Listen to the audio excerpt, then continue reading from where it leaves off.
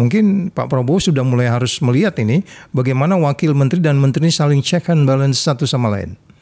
Sehingga Prabowo yakin tidak ada isu transaksional. Kami dari kader suara partai tidak pernah kami mengakui bahwa Noel sebagai kader Gerindra. Nah, Noel tidak bisa menerjemahkan itu karena kan apa yang disampaikan Pak Prabowo nyampe di kuping tidak sampai di hatinya. Ini sorry ya kalau saya mengatakan badan audit kita BPK itu kan semua punya background politik. Independensinya jadi masalah. Malah di kasus BTS kan salah satu kena. Karena apa? Ada celah di situ, Bang. Ada birokrasi yang berbelit-belit di situ. Ya kan? Itulah kenapanya. Sesimpel sebenarnya. Kita itu kalau dalam masalah pelayanan contoh, kurangi tatap muka.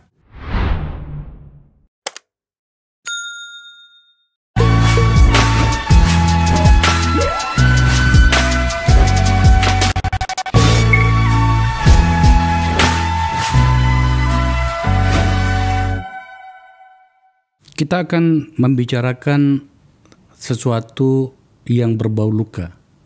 Dan orang yang akan kita bahas itu sebenarnya adalah teman kita sendiri. Apa yang saya maksud adalah soal OTT dan atau penangkapan Wakil Menteri Tenaga Kerja Emmanuel Ebenezer atau Noel. Sekali lagi saya katakan, dia adalah sahabat saya. Ada sahabat banyak orang. Makanya saya katakan kita akan membahas tentang luka. Tapi seperti yang Anda paham tentang forum ini, kita membicarakan peristiwanya tetapi biasanya kita lebih in-depth. Maka hari ini kita akan membahas hal-hal yang berhubungan dengan bagaimana sih korupsi itu bertumbuh dan seterusnya. Tapi sebelum saya menyapa tamu-tamu saya harus memberitahu bahwa kami punya busana yang baru, Akbar Faisal Anselsor. Nih, lumayan. Dari Rekno Elite, sebuah brand yang baru saja hadir di Indonesia. Saya mengundang dua orang yang kami anggap layak, Pak Saud Situmorang, mantan wakil ketua KPK. Bang Saud, terima kasih ya. Sama-sama, terima kasih. Yang kedua adalah Hendarsam Marantoko, politisi Gerindra. Bro, terima kasih ya. Ya, terima kasih Bang. Ya, Oke. Itu yang saya sampaikan tadi. Kita lihat sesuatu di mana pernyataan itu disampaikan di tempat Anda duduk ini. Sedih juga saya. Kita lihat cuplikannya. Ada yang bermain di dalam hal ini. Oh, ada yang bermain. Cuman Bung Faisal doang yang kasih sampaikan. Artinya orientasinya meras. Ini akan sampai di meja Presiden. Bukan sampai lagi. Nggak lama lagi ada yang ditangkap. Udah. Jangan kelamaan lagi. Dalam operasi senyap ini, Wakil Menteri Ketenagakerjaan Emmanuel Ebenezer yang terjaring operasi tangkap tangan yang dilakukan KPK. Kita bicarakan, selain bahwa kita mengenal orangnya, tetapi juga pertanyaan besarnya, sampai kapan kegerangan kita selalu mendengarkan kabar ini? Ada banyak catatan di luar sana yang mengatakan, iya, memang ini adalah anggota kabinet pertama kabinetnya Prabowo Gibran, tetapi apakah ada jaminan ini hanya ini saja? Itu apa ya, ngedumelan yang menurut saya perlu kita pertimbangkan meskipun terdengar sarkastik. Yes. Oke. Bang Saud dulu, pada saat kita ngambil gambar ini sore ini, tampaknya belum ada expose dari KPK, meskipun kita dengar sudah ada sikap di internal di Kuningan sana, di Gedung Merah Putih. Mungkin beberapa jam setelah kita ngambil gambar ini akan diumumkan. Tapi boleh tahu sebenarnya dari sudut pandang Anda, kenapa gerangan tindakan seperti ini masih ada? Bahkan ketika kita sudah menyatakan perlawanan terhadap korupsi sejak hadirnya undang-undang KPK dan segala macam. Iya, mungkin yang paling sulit kan saat ini bagaimana sebenarnya tim dari Pak Prabowo bisa menafsirkan omongan beliau di hari pertama di KPU dia dinyatakan menang, itu clear sekali pesannya. Berhenti atau saya kejar kemana aja dan seterusnya. Setiap meskipun hari itu adalah internal saya. Iya, sampai ada tambahan kalimat itu kan gitu ya. Menyebut partai politik saya malah begitu. Jadi maksudnya gini, kalau kemudian terjadi peristiwa pidana lagi, tentu kan diawali oleh kalau patternnya OTT itu kan selalu saja diawali adanya whistleblower. Itu bisa jadi dari mana aja. Bisa juga dari istri sendiri, bisa jadi saudara, bisa dari teman sekantor, bisa orang oposisi yang gak suka sama dia dan seterusnya. Itu bisa dari mana saja, bisa nyampe ke KPK laporan, kemudian didalamin, kemudian setelah kemudian pimpinan berlima sepakat bahwa memang ada peristiwa pidananya, kemudian masuklah penyelidikan. Ketika penyelidikan dimulai, di situ dimulailah surveillance, stakeout, stepping, penyadapan dan seterusnya. Klarifikasi, cross check, double check, semua itu penyidik sudah punya pattern seperti itu. Sehingga kemudian peristiwa pidana yang pertama yang disebut sebagai poltergeist delik itu terjadi karena laporan seseorang kemudian didalami oleh KPK ternyata terjadi lagi, itulah OTT itu. Kan begitu. Jadi pertanyaannya adalah kembali lagi secara definisi sebenarnya kita kalau terkejut, saya kalau boleh ngutip omongannya Pak Presiden nih, saya kan udah lama jadi orang Indonesia. Itu omongan paling cakep itu. Iya. Jadi kalau bahasa orang Medan, ku tahu yang kau bikin di luar sana kan gitu. jadi makanya saya lebih cenderung Bung Akbar, kita akan ada, ini bukan OTT yang terakhir. Nah itu yang saya maksud. Ya itu kita masuklah ya ke tempat-tempat yang lebih strategik. Ke arah mana sebenarnya Pak Presiden mesti mengarah ini supaya ini berhenti, karena pertumbuhan ekonomi 8%, indeks persepsi korupsi. Oke, nggak banyak memang presiden yang berani tegas mengatakan di akhir masa jabatan saya ingin indeks persepsi korupsi sekian. Kok indeks persepsi korupsi? Yes, itu standar internasional. TI sudah memberi stempel itu bahwa kita dapat angka 40 jatuh ke 34. Ya. Kita akan masuk ke bagian itu, Bang. Saya masih pada fokus pada bagaimana tindakan KPK itu ya. Tadi saya agak menarik tadi. Jadi pasti ada whistleblower dan di mana itu bisa saja orang-orang di sekitar kita. Begitukah selama ini yang terjadi termasuk pada saat Anda di KPK? Ya itu pernah dari istrinya sendiri malah. Dipoto uang di kamar dikirim ke KPK. Kok bisa? Iya, ya mungkin sebel kali ya. Masalah pribadi. Banyak duit, dia jalan terus kemana-mana. Jadi Anda kalau jadi seorang menteri atau wakil menteri, hati-hati Anda. Mungkin pesaing Anda untuk jadi menteri juga bisa ngikuti Anda juga gitu. Belum lagi kalau kita bicara polarisasi antara menteri dan wakilnya. Oh itu umum itu ada polarisasi. Iya kan? Umum itu ada polarisasi seperti itu. Ini yang saya bilang di dalam satu stasiun TV kemarin, mungkin Pak Prabowo sudah mulai harus melihat ini bagaimana wakil menteri dan menteri ini saling check and balance satu sama lain, sehingga Prabowo yakin tidak ada isu transaksional. Mungkin mungkin akan ada suatu yang struktural atau non struktural ya, yang structured atau non structured. Kalau yang structured itu kan saya selalu berpikiran tuh ada satu badan lagi yang disebutnya sebagai integrity government office. Jadi itu dia bicara pencegahan-pencegahan. Siapa yang integritinya keganggu, siapa yang nggak lapor LHKPN, itu kan nggak bisa disentuh tuh. Sampai terakhir OTT baru terjadi kan. Itu sebenarnya yang non structured, Pak Presiden harus mulai mikir siapa nih yang menjaga ini nih. Structured oke, mungkin tidak perlu banyak waktu karena kita juga harus efisiensi karena ada tenaga kerja dan seterusnya. Non structured memang ada orang tertentu yang bisa mengikuti ini semua. Siapa di antara pasangan couple menteri dan wakilnya ini yang mulai nyimpang-nyimpang tuh harus bisa dikasih warning langsung sebelum kemudian itu menjadi OTT. Artinya agak besar risikonya dari sisi penegakan hukum jika katakanlah kita bicara tentang kementerian, antara menteri dengan wakilnya tidak kompak, itu bahaya juga ya. Belum lagi dengan yang lebih level di bawah lagi. Kan tadi kita bilang kita kan bukan baru jadi orang Indonesia. Iya kan? Belum lagi kalau dia backgroundnya beda atau disiplin ilmunya beda atau kelompoknya beda. Yang satu umpamanya berdarah-darah versi Pak Prabowo, yang lain nggak berdarah-darah cuma ngikut-ngikut aja, itu kan pasti akan ada polarisasi pemikiran kan itu. Sebenarnya ini abang mau ngomong apa sebenarnya? Ada informasi yang bisa di-share ke kita nggak? Saya hanya soal penangkapan ini. Iya, jadi saya hanya mengatakan begini ya, secara dogmatis, secara administratif, secara hukum apapun, tidak akan ada pernah bersih peristiwa-peristiwa pidana seperti ini. Di Singapura sendiri kan menterinya yang indeks persepsi korupsinya 80 loh. Iya. Ya itu terjadi, Ada ya juga. kan? Kita 37. Ya, saya paham. Maksud saya pada kasusnya Noel, ada indikasi laporan itu dari internalnya juga dalam kementerian maksudnya.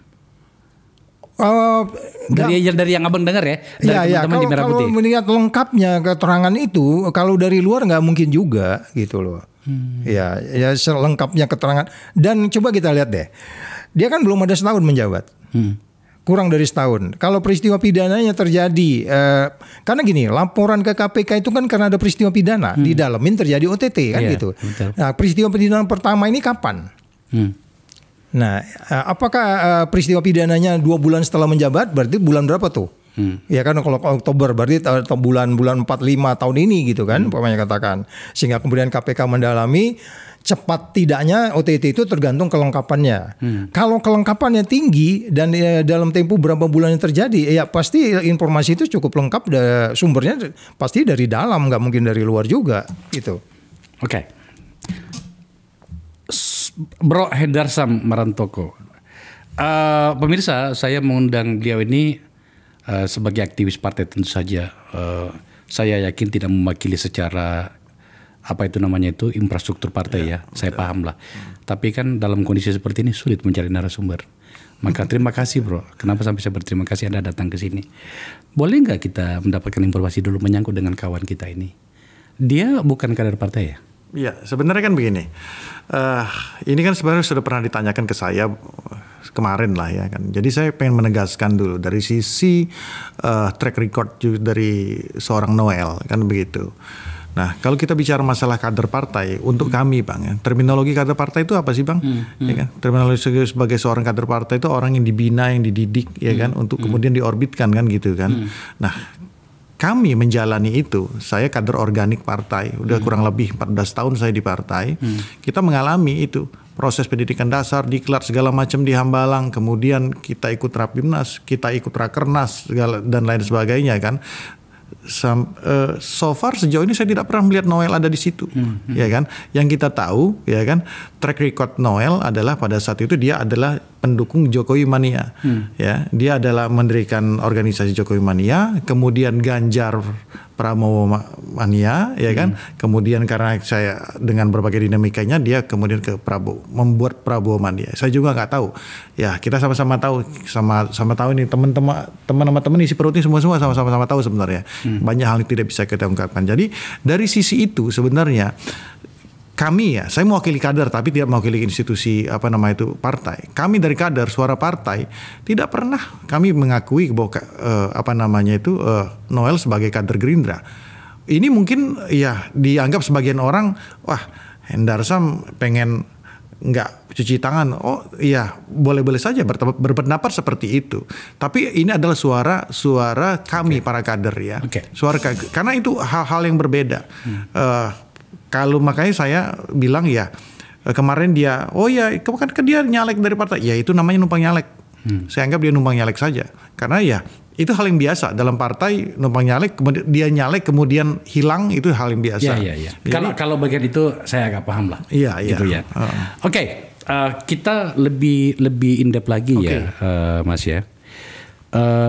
Ini kan adalah anggota kabinet dari presiden, di mana itu adalah dari kadernya Gerindra ya, Ketua Umum Partai Gerindra Pak Prabowo. Seperti yang dikatakan Bang Saud tadi, tentu saja kita merasa senang, berbahagia dan ada harapan ketika beliau berpidato seperti yang disampaikan Bang Saud tadi, bahwa saya tidak akan pernah memberikan itu ya. Beliau maksudnya presiden ya? Iya, presiden, sebagai presiden ya. Itu bahkan kepada anggota partai saya, jangan sampai saya tidak akan lindungi segala macam. Kita senang pada pernyataan seperti itu. Tidakkah pemerintahan itu harus memberikan kepastian kepada masyarakatnya? Yang kita akan lihat dari berbagai pernyataannya dan tindakannya kan gitu. Nah dalam konteks itu, kira-kira apa yang Anda bisa sampaikan ke kita semuanya bahwa ini loh ada anggota kabinetnya Pak Prabowo seperti ini. Bagaimana kami harus menyikapi itu, meskipun tadi sekali lagi saya katakan sudah disampaikan oleh Bang Saud tadi bahwa presiden yang juga adalah ketua umumnya Partai Gerindra itu mengatakan seperti itu. Ya jadi kan sebenarnya kan pertanyaan Abang itu kan sudah merangkum apa yang akan saya jawab.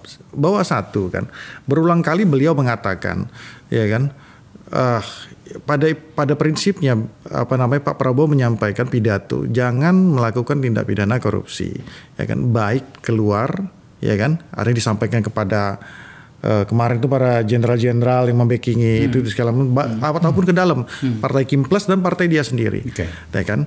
Nggak lama, berapa? 5 hari kemudian anggota partai salah satu anggota kabinetnya tertangkap. Jadi kalau kita bisa ambil kesimpulan daripada itu, apa yang beliau sampaikan kan konkret. Jadi bukan hanya sekedar retorika semata, tapi memang benar-benar tindakan dan omongan itu, ucapan itu benar-benar sejalur gitu loh, ya kan? Nggak ada tuh Bang Pilih. Kalau dia mau lindungin bisa aja, karena KPK di bawah eksekutif, bagian dari pemerintahan saat ini kan, bisa saja, ya kan. Ini memang tanda kutip, ini sekarang menjadi pasar bebas bagi aparat penegak hukum, silakan. Ini kan sinyal yang jelas, ya kan, sinyal yang jelas bagi seluruhnya.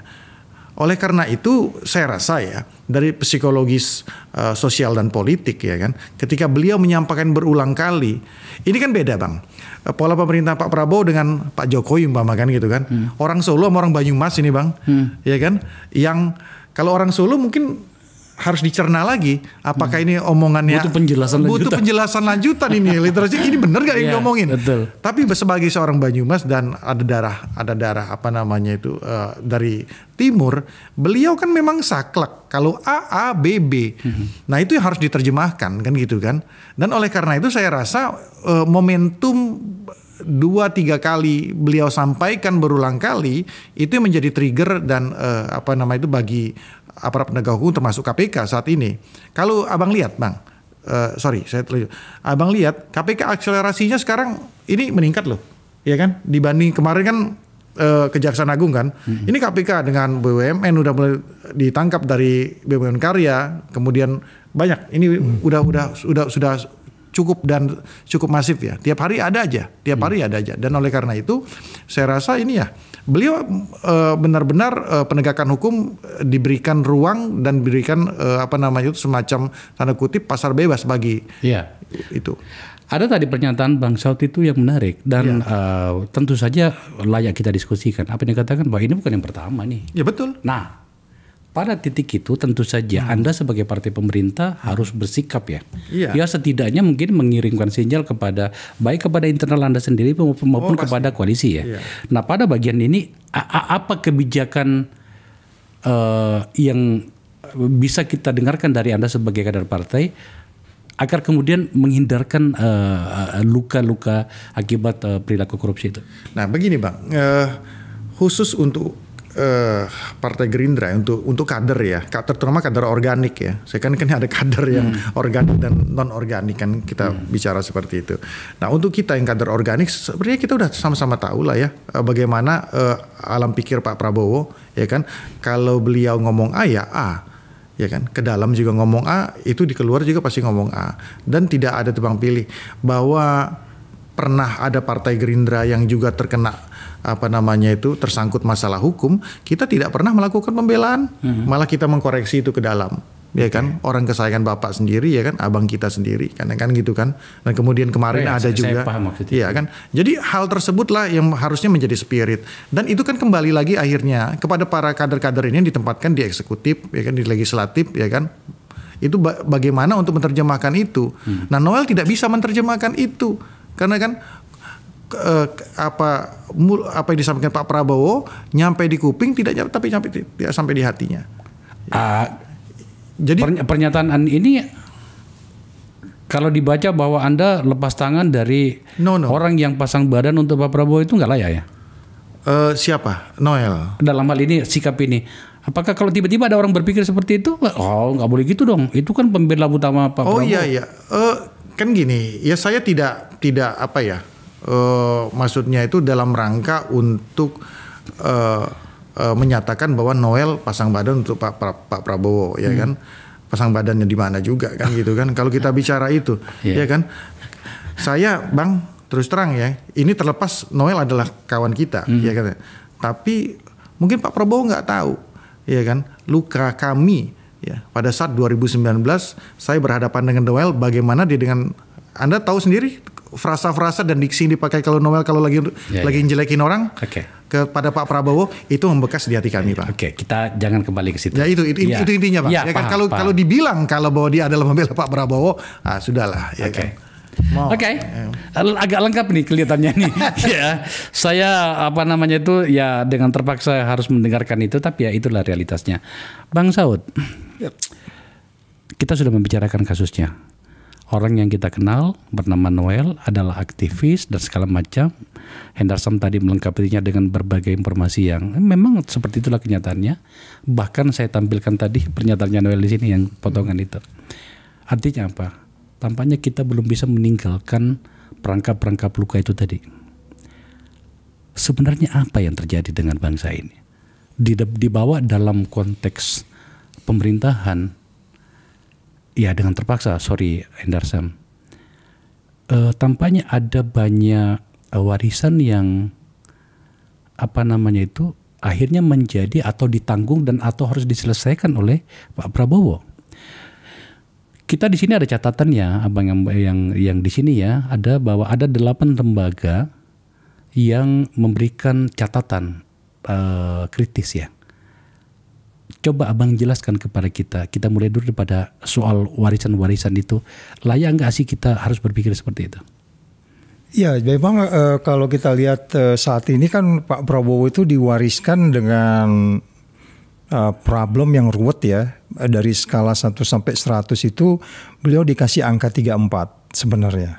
34. Ya, tapi begitu kemarin Januari ada hal yang sangat menggembirakan karena 9 lembaga yang menilai kenapa kita dapat 34 itu kan datang dari variabel yang sebenarnya kompleks dan itu tidak linier sebenarnya. Oh ya. Jadi artinya banyak OTT pun belum tentu kemudian itu turun. Iya, kita pernah Bung Akbar kalau nggak salah masih di Komisi 3 waktu itu. Kita double kan OTT, almost double Pak OTT itu. Ternyata stagnan loh di 34 tuh, di 37. Dia nggak naik. Jadi maksud saya memang ini kompleks. Nilai 34 yang kompleks ini diwariskan kepada Pak Prabowo itu kan gambaran dari banyak hal. Dari 9 lembaga itu cara kita berdemokrasi, cara kita menata persaingan, cara kita menata ekonomi, cara kita menata penegakan hukum, terus kemudian siapa-siapa yang dinilai polisi, tentara, terus kemudian petugas cukai semua itu mungkin ini gambarnya sebagai contoh ini gambarnya. Kita ambil dari satu badan yang kita ambil paling kiri atas itu.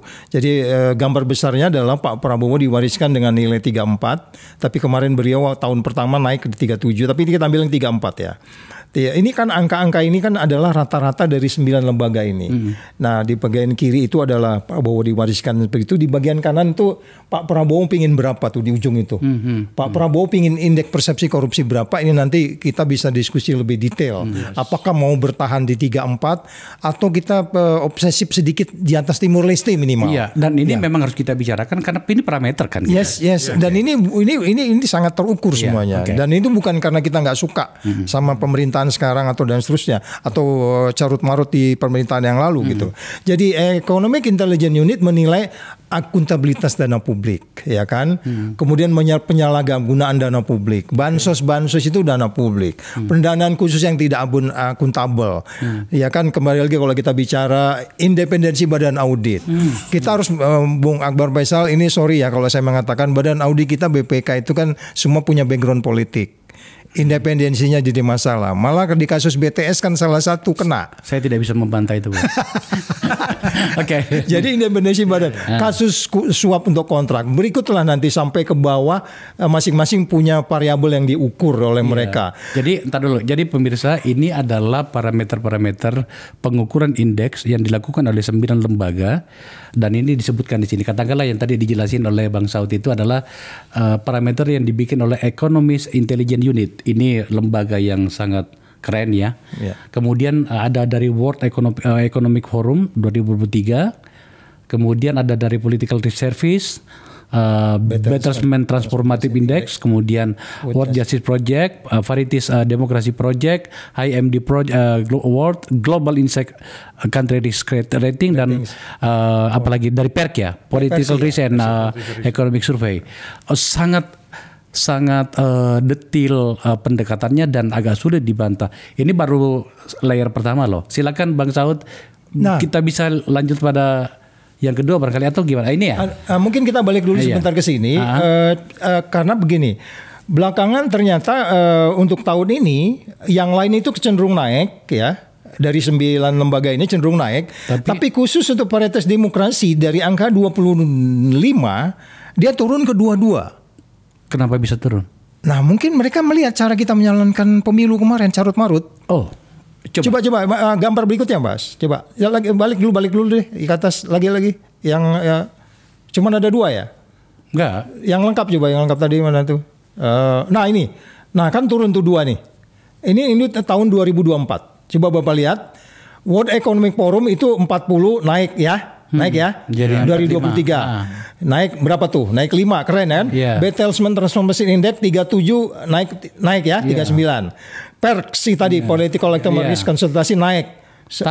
Tapi ini Economic Intelligence Unit-nya ini malah turun ya? Ya turun sedikit gitu ya. Apa namanya? 2 poin. Nah, kemudian Global Country Risk Rating juga bahwa resiko di Indonesia itu turun. Iya. Ya kan? Kemudian berikut World Justice Project juga naik. Iya. Ya walaupun itu sebenarnya masih debat ya. Nah, yang paling sulit tinggal paling bawah nih. Ini yang paling rendah dari semua nih. Iya. Cara kita berdemokrasi. Ya, ini tahun 2024. Jadi dia menilai itu kan ini keluarnya ini kan tahun 2025 Januari. Yang dinilai itu tahun kemarin. Jadi mereka mungkin carut marut pemilu dia lihat. Coba kembali ke poin tadi. Ya, balik ke atas lagi. Nah, ini ya yang dinilai. Ada 7 prinsip demokrasi di suatu negara itu yang dinilai ya. Yang dinilai. Pertama adalah elektoralnya, kemudian liberalnya, partisipatorinya seperti apa, deliberatifnya seperti apa, egalitarian. Konsensusnya juga. Poin apa yang bisa kita bahas di sini, Bang Saud? Yang paling meragukan itu kan sebenarnya electoral committee di sini. Kita tahu KPU kita gimana. Yang anak belum cukup umur itu. Itu kan dilihat oleh mereka. Teman partisipatori berapa persen? Pemilu kita berapa persen yang ikut mau datang? Kurang dari 70% loh kita. Nah, dari sini apa rekomendasi dari lembaga ini untuk poin ini? Nah, kalau kita mau menyasar ini satu persatu supaya kemudian ini terdongkrak, dan kalau kita bicara pemerintahan di Paritas Demokrasi ini kalau kita tata dengan baik, kayaknya yang lain ini bisa ngikut deh. Coba lihat deh. Oh gitu ya. Coba kalau kita benarin demokrasi kita, ya pasti yang lain tuh ngikut. Ekonomi akan baik, terus kemudian polisinya akan baik, nggak jadi parcok-parcok yang segala macam itu loh. Ini bro, kalau misalnya Anda mau nimbrung silakan ya. Ini menarik nih. Nah, ini menarik ini. Jadi gini Bang Saud. Pada poin ini misalnya, kalau kemudian pemerintah membuat sebuah belate ya, sebuah aturan yang ekstrim meskipun agak unik, bisa diterima nggak? Misalnya seperti ini. Agar kemudian partisipasi pada pemilu itu optimal, maka ada keharusan bagi semua orang yang telah sampai usia untuk memilih untuk hadir pada saat hari pemilihan itu. Itu bisa dianggap seperti itu ya? Ya, jadi salah satu studi waktu kita mengeluarkan kemarin studi yang kita sebut pendanaan partai politik yang kita sebut sebagai politik cerdas berintegritas itu kan banyak solusi-solusi yang kita apa namanya keluarkan, kita rekomendasikan. Selama ini kan sangat rendah dana partai politik itu sehingga kemudian demokrasinya sedemikian itu ya, transaksionalnya tinggi. Kita waktu itu kalau bisa sekarang ini kan baru dihitung dari jumlah suara. Iya. Nah, kalau saya tidak salah 11.000 ya. Kita pingin waktu itu sebenarnya rekomendasinya sebesar mungkin APBN bisa kita dapat. Jadi artinya kalau umpamanya sebut saja sekian triliun per partai politik dan seterusnya, itu salah satu solusinya. Solusi lain adalah menghindari politik transaksional ini adalah salah satu diskusinya juga. Bagaimana caranya kita bisa mewajibkan orang untuk datang ke bilik suara? Karena ternyata di negara-negara yang kehadiran di bilik suara tinggi, itu indeks persepsi tinggi. Ya, jadi kesadarannya sudah ada. Nah, kesadarannya itu kalau dibiarkan, sekarang kan orang udah bilang, Pak Saud, kalau nggak dikasih duit dia nggak datang ke bilik suara. Tapi tunggu dulu, ini sempat jadi caleg ya? Enggak, kemarin enggak. Nah, sekarang begini. Anda mau mengatakan apa soal ini? Ada sebenarnya gini, saya pengen menanggapi apa yang dikatakan Bang Saud tadi. Sebenarnya ada hal yang paling mendasar, Bang, dari perspektif kita selama ini. Satu dari perspektif untuk para pembentuk undang-undang ya kan. Kita semua lah, bukan pembentuk undang-undang saja ya kan, semua yang terlibat dalam pembentuk undang-undang itu. Bahwa satu, pendekatan kita itu selalu pendekatannya idealis, tapi tidak realistis. Seperti apa? Ya contoh masalah partai politik, kita ambil. Partai politik dibatasi, ya kan, masalah pendanaannya, ya kan. Sedangkan realistisnya, ya kan, pendanaan partai politik kita sama-sama tahu seberapa besar yang harus dikeluarkan, cost yang harus kita keluarkan seberapa besar. Dari itu sisi yang satu. Belum lagi aturan-aturan yang lain. Tapi kalau ketika mungkin saya yang bicara, saya pasti dibully nih dengan konflik kepentingan. Konflik kepentingan. Tapi kalau saya paling gencar bicara itu. Bang Saud yang bicara beda. Karena ini dan risetnya ada loh bro. Ada riset. Itu hal yang paling pokok. Jadi yang kedua, kalau kita bicara masalah masalah pilkada sebenarnya. Kita bisa pastikan 99% mungkin ya kan kepala daerah itu pasti korupsi. Ya. Realitanya. Karena high cost benar ya. Karena high cost. Tapi mereka terjerat ke dalam aturan yang idealis itu. Aturan ini dibuat secara idealis. Nah, kawan-kawan kita ini yang di luar kadang-kadang ya berpikir idealis itu nggak boleh. Udah itu uang rakyat ini bla bla bla seperti itu. Tapi nggak bisa realis. Ini yang kemudian hal yang paling fundamental. Ya kan mungkin challenge-nya kan emang kalau itu dibenerin korupsinya atau praktek-praktek itu akan hilang. Iya tidak. Nah itu Bang Saud ini mungkin bisa menjawab. Artinya ya kan? Dibuat aja belum tentu turun, apalagi nggak dibuat. Kan seperti itu. Nah kan gitu kan. Nah tapi kan mau sampai kapan kita seperti ini? Kan kita harus. Ini bagus nih. Ini keluhan dari partai politik ya. Iya. Saya puluhan tahun mengeluhkan soal itu, bro. Gitu betul, kan. Iya. Saya sampai dulu termasuk waktu Bang Saud masih di KPK itu kami diskusi tentang. Saya ditanya oleh teman-teman. Bang Pahala segala macam. Iya dia bagian pencegahan gitu kan. Bro, ini kira-kira berapa layaknya nih? Yang pas gitu. Waktu itu kan dari 8.000 atau 6.000 saya nggak salah. Sekarang menjadi 11.000 kalau nggak salah. Saya berpikiran bahwa nggak bisa, itu harus memang besar karena biayanya. Tinggal bagaimana nanti aturan mainnya gitu kan. Oke, itu satu hal. Tapi saya kembali lagi ke apa yang disampaikan oleh Bang Saud tadi. Ini forum ini harus memberikan solusi ya. Kita tidak hanya memberikan kasus. Nah, solusinya tadi salah satunya atas rekomendasi dari lembaga ini. Oke Bang, hadir semuanya. Tapi kan problem politik uang itu tidak bisa serta-merta dihilangkan dengan itu. Dia akan mengatakan gini, para pemilih maksud saya, sebagian, tidak semuanya. Oke, atas nama perintah dari pemerintah ada keharusan saya datang. Tapi saya datang saja, tapi saya tidak memilih. Dan atau barangkali saya memilih sembarangan atau saja. Golput ya.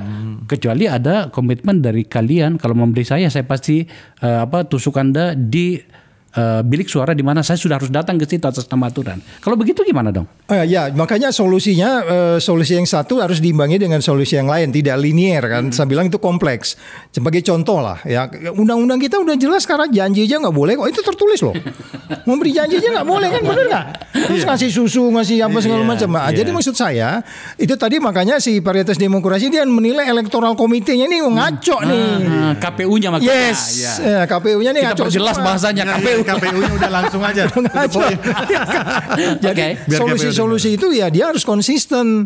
Bagaimana kemarin SK 90 itu belum memenuhi syarat dan seterusnya. Jadi kalau saya katakan di beberapa tempat mewajibkan warga negara hadir di apa namanya, karena gini, demokrasi itu harus dididik bro. Nggak ada demokrasi gratis itu, nggak ada. Jadi harus dididik mereka untuk kemudian, karena ini konsensus itu kan tempat yang paling tinggi. Kalau orang nggak mau konsensus hanya bla bla bla bla gitu nggak bisa. Hadirkan dia di situ, konsensus kau pilih siapa. Tidak akan ada model dan tidak akan ada proses. Seperti itu ya. Ya, jadi kalau saya bilang ya konstitusinya mewajibkan orang untuk hadir di. Kalau Pak Prabowo mau mengeluarkan itu keren. Keren ya. Keren, itu legacy benar. Saya tambahin, Pak. Saya punya idiom tuh gini, apa namanya tuh untuk kayak di kepala daerah itu kan. Banyak sekali kepala daerah ketangkap, hampir seluruhnya mungkin kalau itu bisa ketangkap semua kan ya kan. Nah, saya tuh bertanya dengan sistem yang ada sekarang ini ya kan. Kepala daerah yang korup itu ya kan dihasilkan dari pemilih yang bermental korup juga. Oh iya. Itu betul. Jadi itu sangat rasional karena dia transaksional. Jadi selesai tugas. Jadi kepala daerah juga merasa ya kita sudah akad, udah selesai, ya kan? Dan apa yang Anda katakan itu kemudian tampaknya kita. Saya kadang-kadang merasa tidak enak juga kalau terus-menerus memberikan penilaian yang minus kepada lembaga-lembaga itu, tapi itu kan kenyataannya. Itu Maka kenyataan. saya lebih baik menggunakan kata kita memberikan permakluman. Tak ada cukup gerakan politik dan atau keputusan politik agar kemudian itu bisa terhindarkan. Malah kemudian ada pikiran bagaimana mengembalikan pilkada itu ke DPRD. Wah, lebih parah lagi itu. Sorry, saya katakan itu lebih parah lagi. Itu kan masa lalu yang kemudian kita bisa lihat bagaimana hasilnya. Oke, kita mendekati akhir-akhir diskusi kita. Bang Saud dan Mas Hendarsam lagi-lagi coba tampilkan catatan dari 8 poin ini.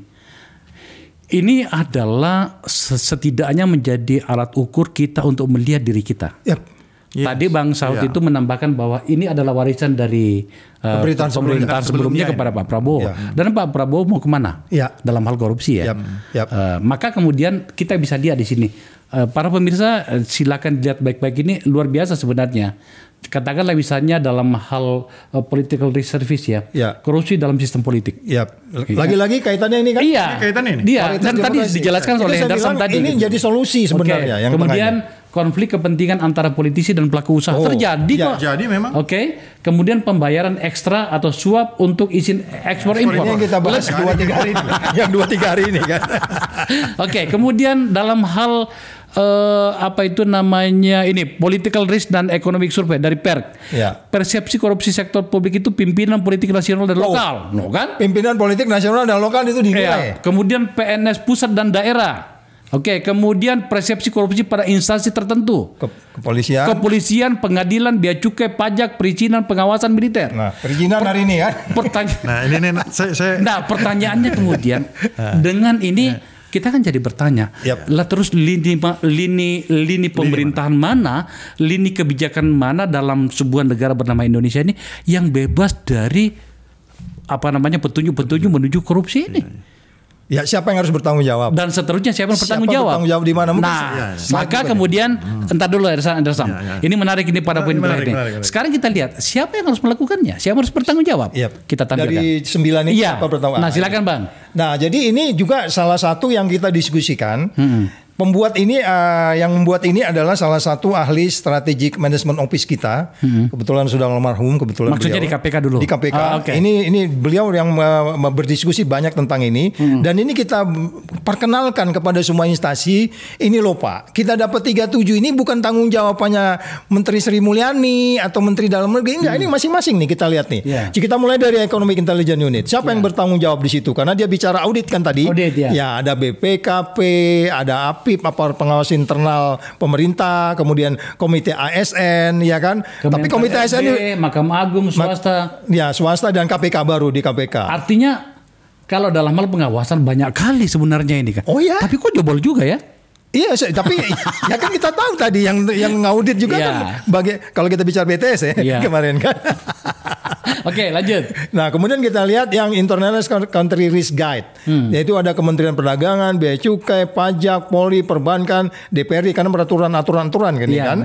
Nah, sekarang ini pemirsa bisa lihat semuanya. KPK-nya tidak fokus terlalu banyak ya, karena kalau di PRC itu sendiri kan DPRD, pelayanan publik, polisi, militer, Bea Cukai, Pajak dan seterusnya, ada APIP juga di situ. Jadi maksudnya gini loh. Ini kan dipahami bahwa semua institusi ternyata punya kewajiban untuk mengatakan please profesional lah di tempat masing-masing supaya kemudian ini naik angka ini ke atas. Apakah itu soal perizinan, apakah itu soal bea cukai, apakah itu soal audit. Nah, kita kan lihat kemarin bagaimana ceritanya Tom Lembong dipanggil belum jelas kerugian negaranya, yang hitung-hitung 2 institusi rame, jadi ada konflik of interest.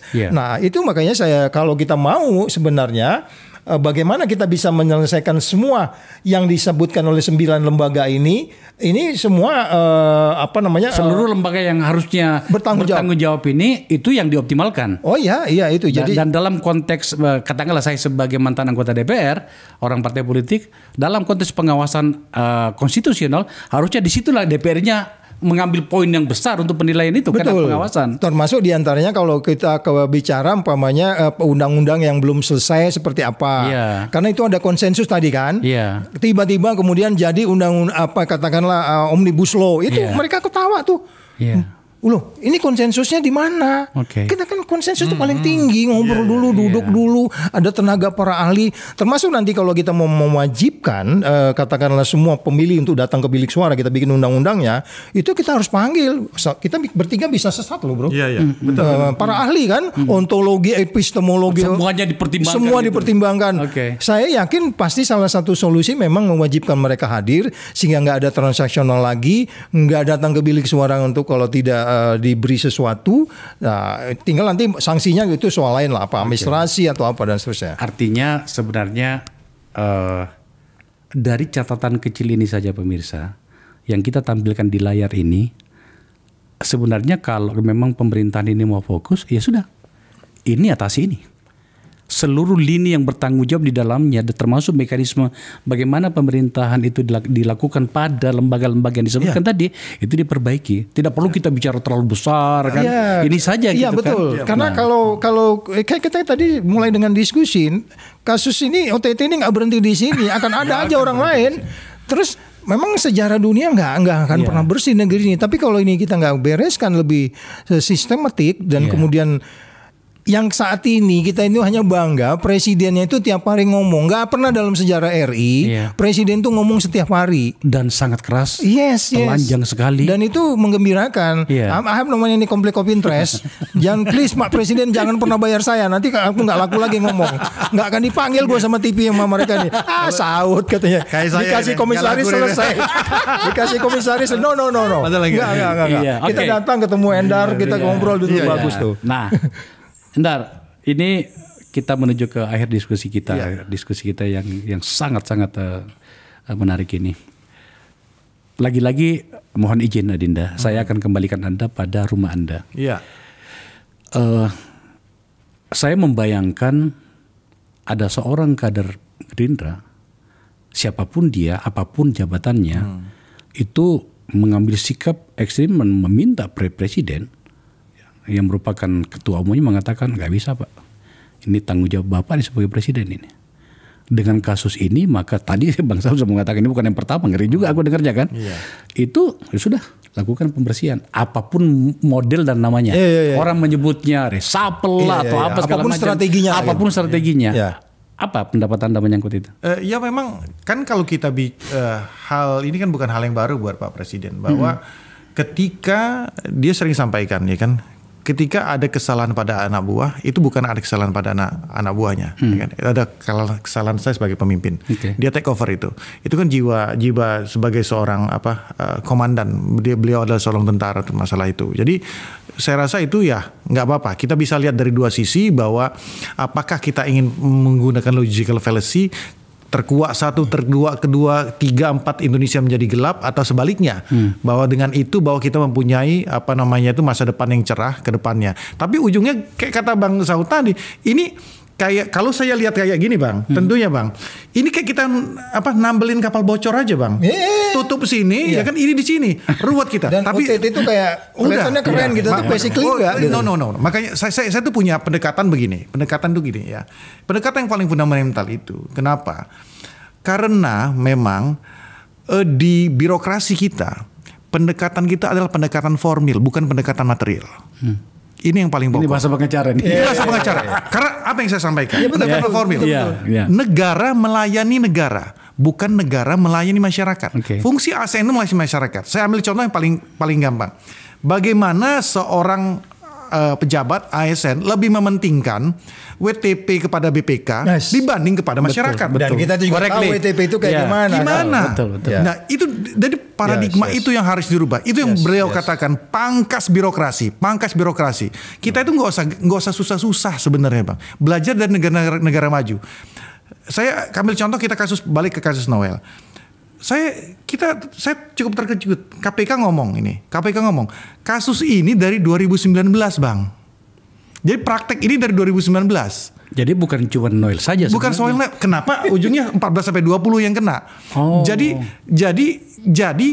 yang sudah dipantau KPK dari tahun 2019 dipantau ya, artinya bisa saja terjadi di sebelum-sebelumnya. Ya kan seperti itu. Nah ini apa yang terjadi di sini? Karena apa? Ada celah di situ Bang. Ada birokrasi yang berbelit-belit di situ. Ya kan. Itulah kenapanya sesimpel sebenarnya. Kita itu kalau dalam masalah pelayanan contoh, kurangi tatap muka. Digitalisasi itu penting. Iya. Ketika ada tatap muka akan ada transaksi di situ, ya kan? Gitu ya. Belajar dari negara-negara maju. Tenaga kerja kita lihat tinggal googling bang. Iya. Kan? Negara-negara mana? Iya, pokoknya terapkan digitalisasi itu dengan efektif. Negara-negara maju mana yang pelayanan ketenaga kerjaan paling maju? Belajar dari sana, kita template sesuaikan dengan kultur kita. Dan banyak contoh, banyak contoh menyangkut itu. Bang. Iya. Seperti yang dilakukan imigrasi, membangun contohnya kan gitu kan. Iya. Sampai kita peringkat 5 di Asia. Oke. Saat ini. Bisa. Asal mau. Cuman menerjemahkan spirit daripada presiden ini yang kadang-kadang para menteri tidak bisa. Jadi gini, menurut Anda tampaknya masih banyak pembantu utamanya bernama menteri dan atau wakil menteri yang tak paham apa sih sebenarnya keinginan presiden. Ya, kadang-kadang seperti itu. Ya, atau pura-pura tidak tahu. Abang lebih tahu. Oke, bro, thank you ya. Saya ke Bang Saud terakhir. Bang, ini catatan ini bagus. Coba katakan kepada kami di sini, semoga saja Pak Presiden dan atau pembantu utamanya menonton ini. Apa rekomendasi Anda dari catatan ini tadi dan dari kasus di mana awal kita membahas episode ini, pada bagian mana kira-kira yang harus dilakukan pertama dulu? Ya, secara teoretik kan sebenarnya selalu disebutnya sudah konferensi ini. Oh ya. Oke. Ya, oke. Noel jantan ya. Dia tatap kamera ya. Oke, Noel jantan dia tatap kamera. Iya, nggak pakai masker. Oke. Tapi itu memang sekarang keharusan di KPK. Iya, ada berubah. Oke, ya. Dan ya kita harap seseorang bisa kejebur, Pak. Di beberapa tempat saya mengatakan Noel sudah bertanggung jawab. Iya. Ya kan? Masih banyak orang di luaran sana yang masih melakukan sesuatu yang jelek. Iya, yang belum kita OTT. Ini anu aja nih, sial aja ini. Oke. You may say that. Iya. Tapi nggak boleh dong, formil material kan ada. Penegak hukum selalu bicara formil material. Iya. Tapi you may say that lah. Aku sedih ya melihat Noel kayak gini ya. Ya. Apapun namanya dia teman kita ya. Dia junior saya gitu. Saya katakan dia udah bertanggung jawab. Ini masih banyak orang di luar loh, Pak. Kita udah sepakat tadi. Masih ada orang yang belum bisa kita melakukan penegakan hukum, ya kan? Jadi sekali lagi kembali ke yang saya bilang tadi itu, pertanyaan Bung Akbar tadi, devil is in detail. Itu saya berharap Pak Prabowo udah mulai masuk ke detail-detail. Jadi minister dengan menteri dengan wakilnya, perdana menteri dan wakilnya, minister ini dan wakilnya itu bagaimana masuk ke detail-detail supaya mereka saling check and balance satu sama lain. Jadi nggak ada lagi. Kan ini Noel tidak bekerja sendiri dong. Oh, tidak mungkin. Nggak mungkin. Ada eselon 1, eselon 2, eselon 3 dan seterusnya. Ada apa itu namanya itu tentakelnya ya. Yes. Nah, itu yang saya katakan kembali lagi, kode etik di setiap institusi itu ada. Bahkan semua kantor sekarang itu ada whistleblower. Bisa tinggal telepon 198 langsung angkat telepon itu ke nomor KPK. apa, Bang? Nomor KPK. Pencet 198, pencet nyampe. Pemirsa boleh coba sekarang. 198 direspon nggak? Oke, jadi pemirsa ini dari mantan pimpinan KPK. Itu dan itu masih berlaku. Febri di sana dulu itu. Ini masih berlaku apa? Masih. Oh, itu kerjanya Febri dulu. Oh iya, dulu Febri yang buat itu termasuk kerja kinerja Febri. Anda mencet 198. Coba cek. Itu langsung ke KPK. Jadi misalnya kalau ada mau konsultasi mengenai atau laporan. Ya, atau gitu laporan. Kan. Bagaimana supaya kami mau dong anak-anak TK saya ada nggak tim di sana yang bisa turun? Ada. Kita pendidikan mulai dari PAUD sampai perguruan tinggi. Jadi nomor itu tidak hanya untuk pelaporan kasus, semuanya, tapi termasuk pencegahan segala macam. Yes. Oh, jadi jadi maksud saya itu salah satu devil in detail yang kita maksudkan itu. Kita ada sesederhana itu. Jadi mungkin kalaupun Pak Prabowo belum mau masuk ke ide yang kita sebut sebagai integrity office yang mengawasi integritas orang, yang konflik of interest orang, umpamanya kalau ada seseorang menteri yang punya potensi dia menjadi menteri tetapi masih jadi dosen di perguruan tinggi, itu konflik of interestnya tinggi loh. Integrity office langsung lihat itu, kamu nggak boleh ya. KPK kan nggak bisa masuk di situ. Sampai terakhir OTT terjadi baru. Nah, bagaimana detail-detail ini? Mungkin itu yang kita perlu kita dorong, Bro. Bang Saud, terima kasih ya. Bro, Henderson, terima kasih ya. Begitulah karakter forum ini. Kita bicarakan kasus, tapi kami lebih in-depth ya. Yes. Bahasanya itu pendalamannya dan dengan data-data. Itu ciri khasnya di sini dan monggo saja teman-teman siapa yang lainnya mau membicarakan tentang apa, tapi mohon ikuti format kami di sini. Dan 2 orang narasumber saya hari ini melakukan tugas publiknya, memberikan penjelasan kepada kita semuanya dengan sangat baik. Sekali lagi terima kasih. Sama-sama. Terima kasih. Pemirsa, itu diskusinya. Kita memang masuknya dari Noel dan saya membahasnya dengan rasa sakit menurut saya karena dia teman. Kawan ini baik, ya, tapi apapun namanya, lembaga penegak hukum bernama KPK mengatakan ada tindakan pidana dalam hal ini korupsi yang dilakukannya dan sudah kita lihat tadi sudah ada rilis ya secara resmi. Kita lihat nanti bagaimana kasus ini bergulir, tetapi intinya yang lebih penting tadi apa yang kami bahas, bahwa ternyata problem bangsa ini sudah sangat banyak. Tadi Bang Saud mengatakan ini bukan yang pertama nih. Maka agar kemudian luka itu tidak terus-menerus menghantui kita, maka mari kita perbaiki apa yang kita bahas tadi. Demikian Akbar Faisal Unsensor. Sebelum saya tutup dengan kata terima kasih dengan percakapan ini, saya ingin mengatakan bahwa hari ini saya tampaknya agak cakep ya. Bukan agak cakep, saya cakep sekali kayaknya. Karena kami menggunakan baju kerjasama kami dengan Rekno Elite. Sebuah produk baju yang baru saja muncul di Indonesia dan brandnya itu top. Terima kasih menyaksikan percakapan ini.